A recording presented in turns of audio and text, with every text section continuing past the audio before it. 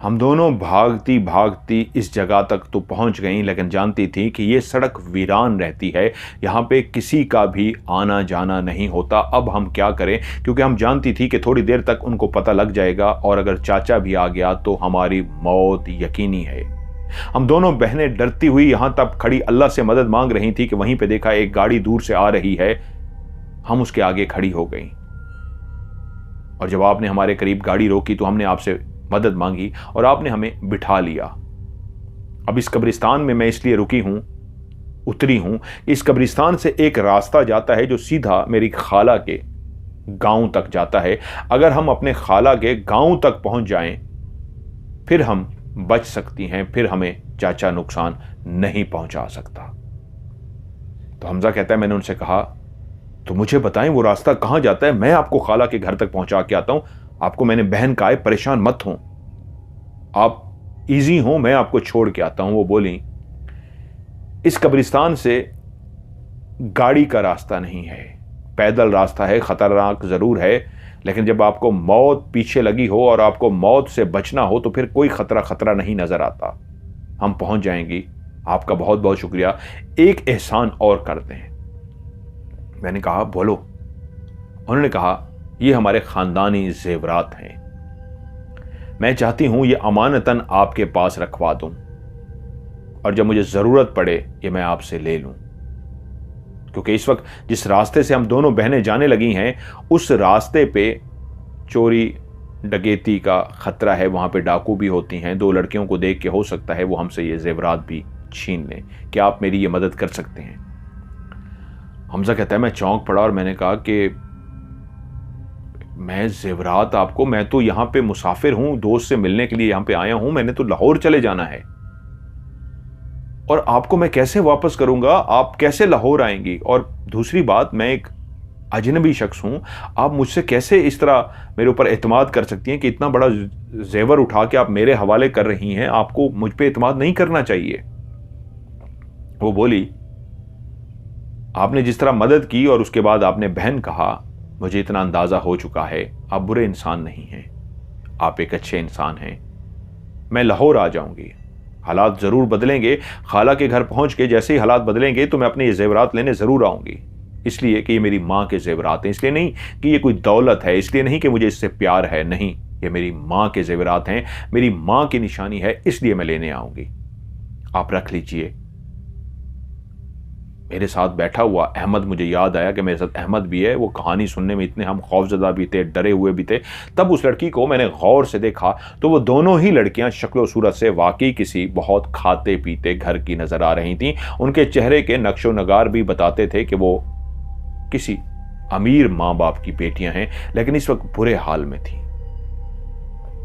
मैं कुछ देर सोच में पड़ गया कि क्या करूं। साथ बैठे अहमद से पूछा, हाँ भाई अहमद क्या करूं यार? तो अहमद बोला, भाई जैसे आपको बेहतर लगे, उसकी तो हालत खराब थी। तो मैंने कुछ देर सोचने के बाद सर ऊपर उठाया और उन दोनों बहनों को देखा जो मेरी तरफ इस तरह देख रही थी जैसे अभी मदद की है, आगे भी मदद कर दो। मैंने उनको कहा ठीक है, अल्लाह ताला आप दोनों को अपनी हिफ्ज़ व अमान में रखे, मेरी ढेर सारी दुआएं आपके लिए। और मैंने जेब से अपना कार्ड निकाला और विजिटिंग कार्ड उनको पकड़ाते हुए कहा, इस पर मेरा एड्रेस लिखा हुआ है, मेरा फ़ोन भी लिखा हुआ है, मोबाइल उस दौर में नहीं होते थे, ये आपकी अमानत है, अगर मैं जिंदा ना भी रहा तो भी ये अमानत मेरी फैमिली आपको लौटा देगी। मैं अपने घर वालों को कह दूंगा कि ये इस नाम की लड़कियां 2 आएंगी और वो अपने इस गठड़ी को मांगेंगी, आप उनको थमा दीजिएगा। उन्होंने कहा बहुत बहुत शुक्रिया। कार्ड को एक दफ़ा देखा और गठड़ी मेरे हवाले कर दी। मैंने गठड़ी हाथ में पकड़ी, वजनी सी थी। गाड़ी का डैशबोर्ड खोला, डैशबोर्ड के अंदर ही उस गठड़ी को रख दिया और डैशबोर्ड बंद कर दिया। मैंने कहा जाओ मेरी बहन, अल्लाह तुम्हारा हामी और नासर हो, खैरियत से जाओ, और जब भी तुम्हारा दिल करे, ये मेरे पास अमानत है, अपनी अमानत ले जाना।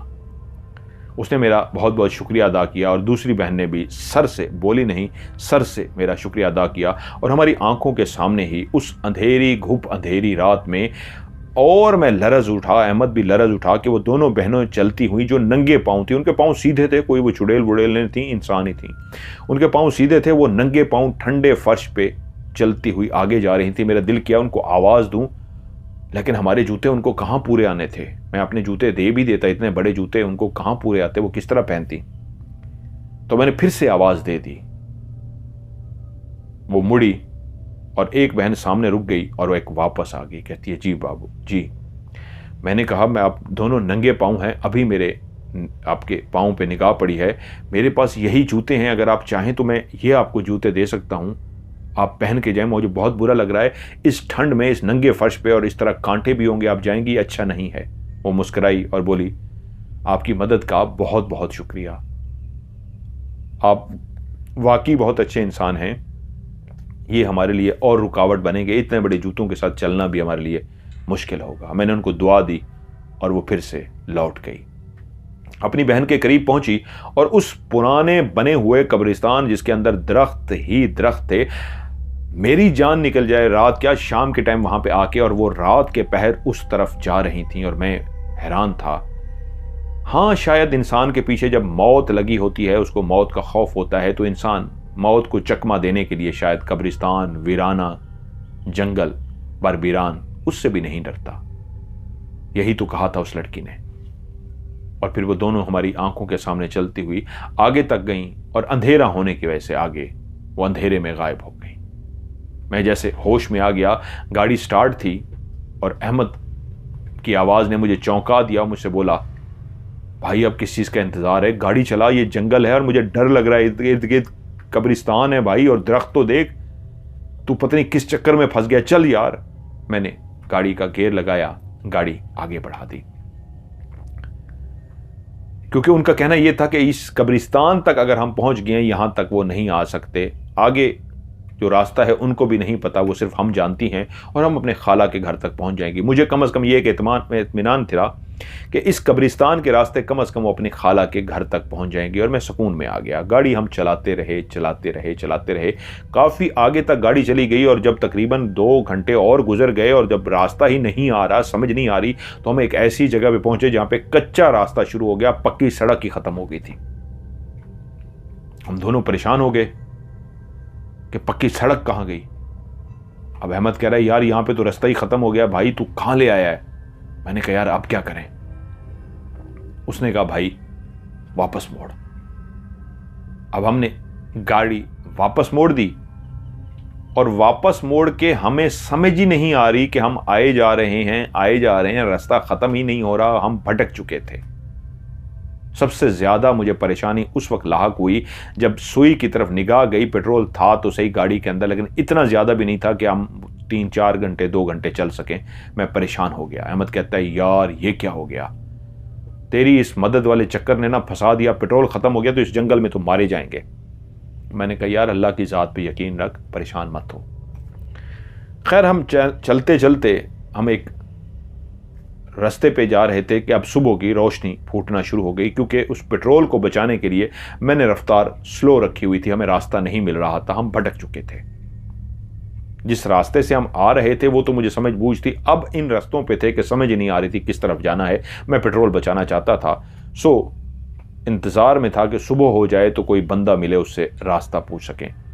अल्लाह अल्लाह करके सुबह हुई, एक शख्स नज़र आया रोड के किनारे। मैंने गाड़ी रोकी, सलाम दुआ के बाद पूछा कि यार हमें मेन रोड तक पहुंचा दो, मेन रोड किस तरफ जाता है। तो उसने इशारे से बताया कि ये वाली सड़क है, आगे से मुड़ेगी, और उसने हमें रास्ता समझा दिया। और मैंने उससे पूछा कोई होटल भी है। उसने कहा, हाँ इसी रोड पे ही आगे आपको होटल भी मिलेगा। उसी रोड पे मैं आगे गया तो एक छप्पड़ सा होटल मिल गया, वहां पे बैठ के हमने नाश्ता वगैरह किया और उनसे भी एड्रेस पूछा तो उन्होंने कहा, हाँ आप रोड के करीब ही हैं।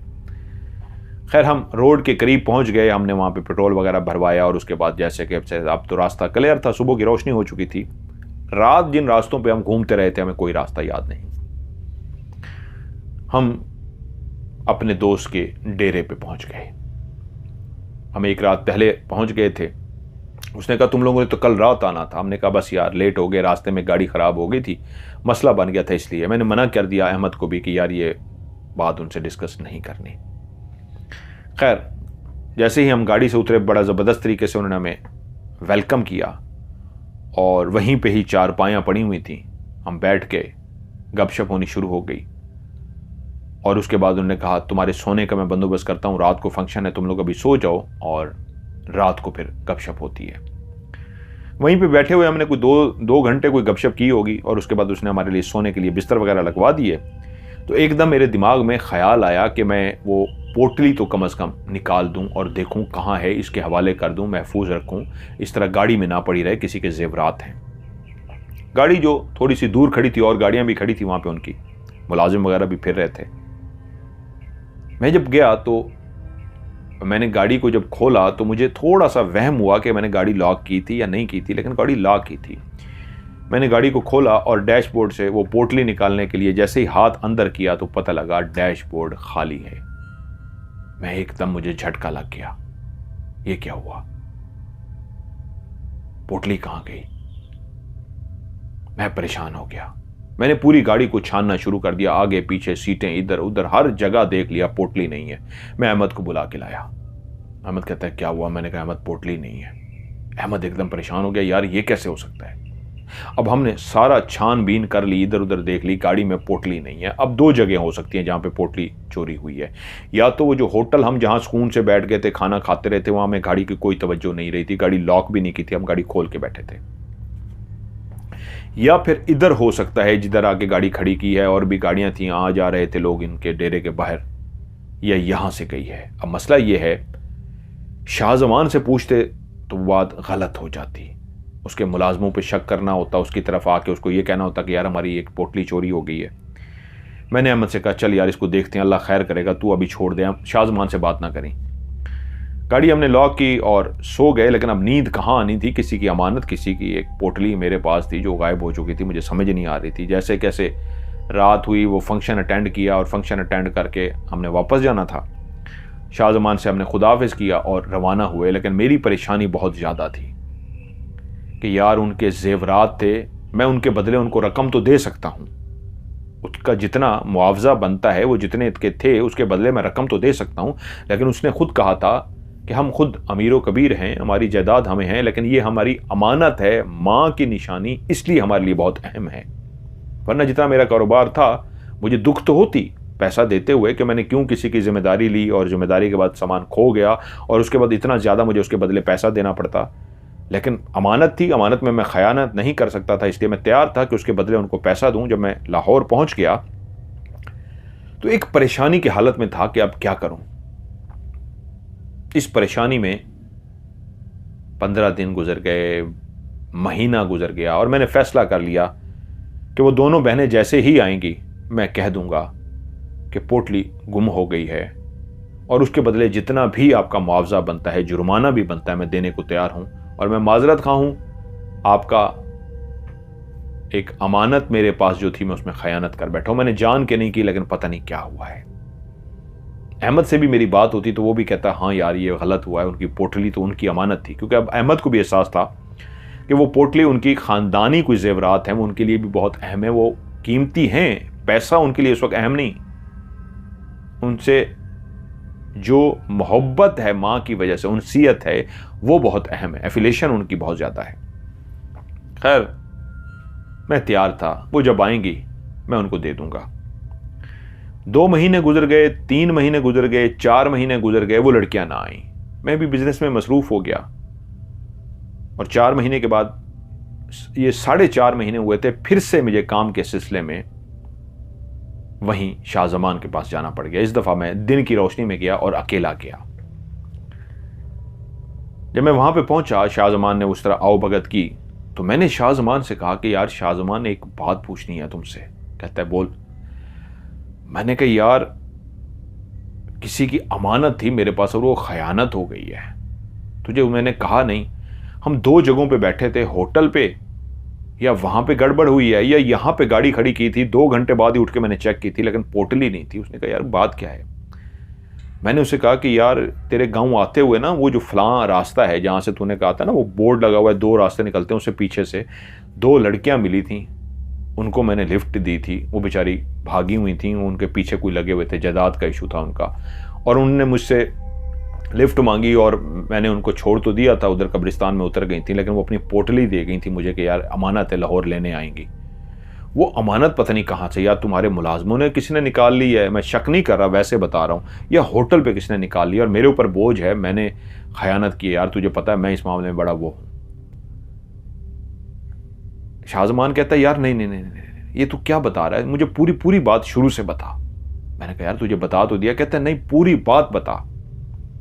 मैंने कहा यार पूरी बात यही है, हम आ रहे थे और इस तरह गाड़ी हमारी रोकी है, वो लड़कियां सामने खड़ी थी रोड के बीच में, और मैंने जब, रोड तो टूटी हुई है, रफ्तार पहले ही कम थी, रोड के बीच में थी, और जब मैं करीब पहुंचा तो वो साइड पे हो गई, मैंने ब्रेक लगा दी, उन्होंने कहा मदद चाहिए, तुझे पता है इंसानियत के नाते मैं मदद करने वाला बंदा हूँ। मैंने उनको बिठा लिया और वो डरी हुई थी बेचारी, पीछे मुड़ मुड़ के देखती थी। मैंने गाड़ी भगाई है, रास्ते का मुझे भी नहीं याद रहा, हम आगे निकल गए हैं और वहाँ एक कब्रिस्तान सा था बड़ा पुराना सा, तो उधर वो उतरी है, उन्होंने हमें कहानी सुनाई है यार। कहता क्या? मैंने कहा वो कहानी यही कि वो उनका चाचा उनको मारना चाहता था, वो उनकी जायदाद के पीछे था, उनके बाप को मार चुका था और पुलिस के साथ लेन देन करके वो केस भी दबवा दिया था, उनकी माँ दुखों से मर गई थी और उनको उसने कैद किया हुआ था और उनको ज़मीन हथियाना चाहता था, तो वो दोनों कैद में थी, नौकरानी ने उनको निकलवा दिया था और उसी वक्त कुदरती हम ही उस रोड पे आ गए, उनको उम्मीद नहीं थी और हमने उनको लिफ्ट दे दी। उसने ये कहानी सुनाई और ये उसकी माँ की पोटली थी, उसने मुझे दे दी, मैंने डैशबोर्ड में रख दी थी और वो कब्रिस्तान के रास्ते दोनों चली गई थी। और क्या बात हुई उससे तेरी?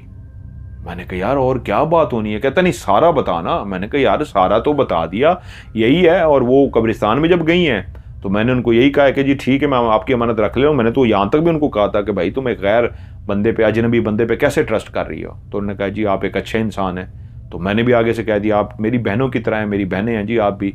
तो कहती हैं मैं आपको छोड़ आता हूँ। तो मैंने उसको, जूते भी नहीं थे उनके पाँव में, नंगे पाँव थी। मैंने उनको कहा कि रुके मेरे जूते ले लें, तो उन्होंने जूते भी नहीं दिए। उन्होंने कहा नहीं आप बहुत अच्छे इंसान हैं, चले गए। यार अब वो पोटली नहीं है, तेरी मेहरबानी पोटली का कुछ कर। मेरा दोस्त शाहजमान ना शदीद परेशानी की हालत में सर झुका के कुछ देर बैठा रहा और उसके बाद ऊपर उसने सर उठाया और मुझे कहता है मैं तुझे एक वाकया सुनाना चाहता हूं। मैंने कहा हाँ बता। उसने कहा ये जो 2 लड़कियां तुझे मिली हैं। मैंने कहा हाँ। उसने कहा ये कई साल पहले मर चुकी हैं। उन्होंने जो कहानी सुनाई है ये सच्ची कहानी है, इसमें कोई झूठ नहीं है, लेकिन सिर्फ फर्क ये है उनको मरे हुए कई साल हो गए हैं। जो उन्होंने अपना इलाका बताया है वो बिल्कुल सही इलाका बताया है, उसी इलाके में वो रहती थी और उसके चचा ने वाकई उनके बाप को मार दिया था और उनकी जायदाद को हथियाना चाहता था, उनको कैद किया हुआ था और वो वाकई वहां से भागने की कोशिश करती हुई पकड़ी गई थी। नौकरानी ने उनको निकलवा दिया था, लेकिन जब वो घर से बाहर भागी थी तो उसके बाद चाचा के जो असले वाले मुलाजिम थे उन्होंने उसको पकड़ लिया था। वो दोनों बहनें पकड़ी गई थी और उन दोनों को जाके गांव वाले ये कहते हैं कि जंगल में जाके उन्होंने मार दिया था और जब वो मर गई थी तो उनकी जायदाद खुद ब खुद चाचा के नाम हो गई। लेकिन ये वाकया आज का नहीं, इसको तो कई साल हो गए हैं। मैं एकदम से चौंक पड़ा। मैंने कहा यार ये क्या कह रहा है? कह रहा है हाँ वापस जाके सदका दें, तू बच गया। और जिस पोटली की तू बात कर रहा है वो कोई पोटली नहीं थी, वो किसी ने नहीं चुराई थी। जब वो दोनों हैं ही नहीं, जिंदा ही नहीं है, तो तुझे कौन सी पोटली दे के गई मुझे नहीं समझ आ रही। मैंने कहा यार तू कैसे जानता है ये सारी बात? तो कह रहा है मैं, सुन फिर तुझे मैं वाकया सुनाता हूं और तुझे इसलिए कहा है कि तुझे सदका देना है, लाहौर जाके फौरी तौर पर सदका दी, कि मैं कैसे जानता हूं।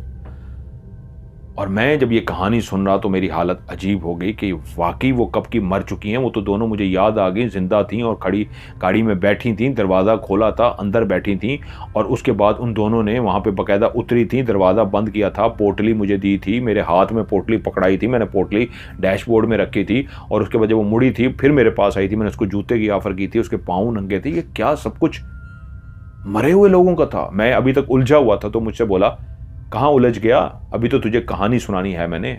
मैं कहा हाँ बोल। तो तब उसने मुझे उन लड़कियों के बारे में बताना शुरू किया।